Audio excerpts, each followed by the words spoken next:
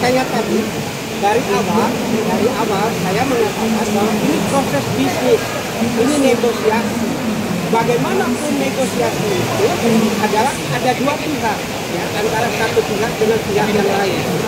Nah, kedua pihak itu punya posisi tawar bahwa kalau saya membuat sesuatu, maka kau harus membayar sesuatu.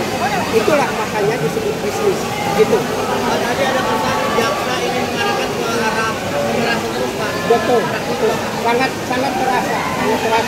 Tetapi mereka tidak berhasil menurut saya. Mereka tidak punya peluang untuk itu. Tidak punya peluang untuk mengatakan ini pemerasan, ini pemaksaan, ini kekerasan, tidak. Jadi dari percakapan itu saya melihat itu betul-betul wajar antara dua pihak. Jadi ada kata misalnya oke sih gitu, atau aman, terkendali.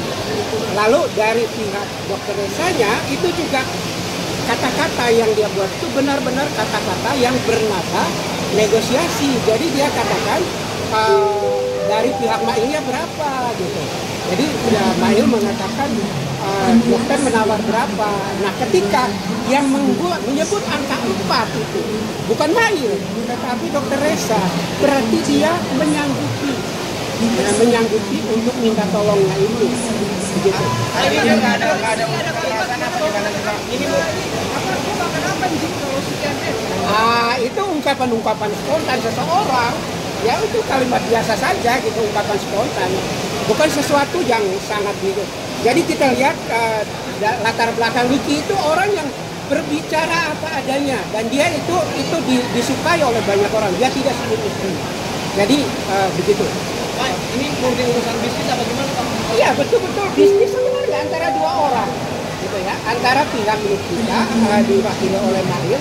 Ya kalau dalam konteks bahasa saya melihat antara Mail dengan Nikita. Gitu. Lalu memang Nikita dan Mail itu adalah ada hubungan di antara mereka. Berarti adanya negosiasi itu berarti murni bisnis ya, Pak? Iya, negosiasi bisnis. Betul. Berarti kalau ada negosiasi bisnis? Sama sekali tidak ada. Tadi di sidang saya katakan tidak ada. Ya, tidak ditemukan. TPPU-nya terlalu jauh nggak, Pak? Ya? Kalau disebut nama TPPU-nya terlalu jauh nggak? Ya, kesimpulannya terlalu jauh. Jadi mereka hanya melihat bahwa ada kata-kata dari Mail misalnya akan hancur dokter Resa begini-begini. Itu kan asumsi saja, belum tentu toh. Itu asumsi yang disampaikan untuk menguat negosiasinya. Jadi seseorang kalau mau negosiasi dia akan menyampaikan fakta atau menyampaikan opini, dan opini-opininya itu didukung oleh argumen yang kuat. Nah, salah satu argumennya asumsinya bahwa bisnisnya akan hancur kalau seseorang akan ungkap. Faktanya memang ada dua hal itu, dan dua hal itu dinegosiasikan supaya tidak dibicarakan di depan umum. Pak, itu kan tadi dikatakan saya ada Itu asumsi. Jadi asumsi itu digunakan oleh pihak lain itu untuk memenangkan negosiasi. Tidak Artinya itu sah-sah aja ya, Pak? sah. Ya, misalnya begini, tadi saya akan mencontoh. Kalau kamu tidak membeli mobil ini, kamu akan susah. Ya udahlah, kamu beli aja mobil ini, murah kok, dan segala macam. Kayak gitu. Itu tidak sah aja.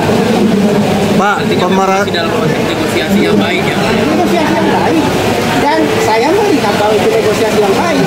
Kata-kata dari dokter Resa itu tidak ada yang menunjukkan bahwa dia tertekan. Dia selalu mengatakan gimana baiknya lah, ya, gimana baiknya, dan dia tersinggung. Lalu dengan kata lain tadi dia katakan tipu. Jadi dia juga punya alasan